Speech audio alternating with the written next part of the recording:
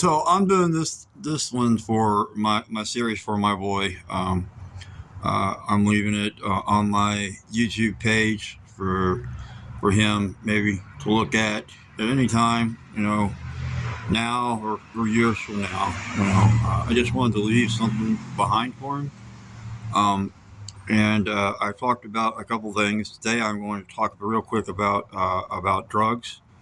Um, your dad really got caught up in it real bad, through no fault of his own. But still, it led me down a very dark and evil path, and I got to see things that nobody should ever see. And it is my fault. I made the choices that I made.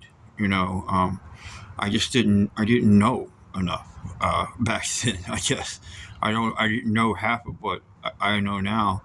Um, but it's something I wish that I never had gotten into, and I am so proud of you for never falling into that trap.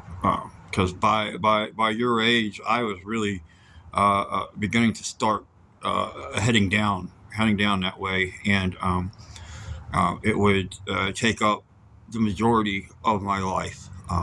And we don't always know why things are happening at the time, but no, now I think some of what I went through, I can take and use to help others, maybe help you.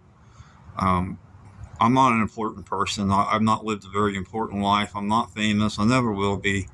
But I do love you, and I want to make sure that you succeed in life.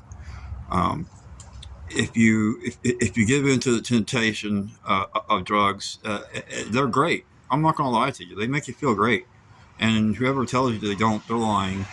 I mean, they're absolutely fantastic to do at the time, but unfortunately, there is a heavy price to pay for using them, and uh, nobody can get away from paying that price.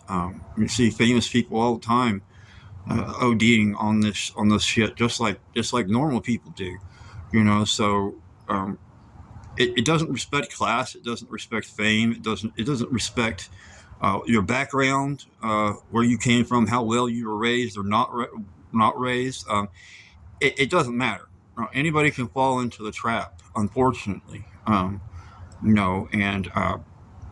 it's really hard to get out of. It took me a long time. I stayed away from hard street drugs for 15 years now. But it's taken me all those 15 years to actually learn how to be a man, how to be a grown up. Had to go to a lot of counseling, um, had to go through a lot of crap in order to get where I'm at now. Had to go through some really rough times, feeling really bad about myself, other people making me feel really, really bad about myself.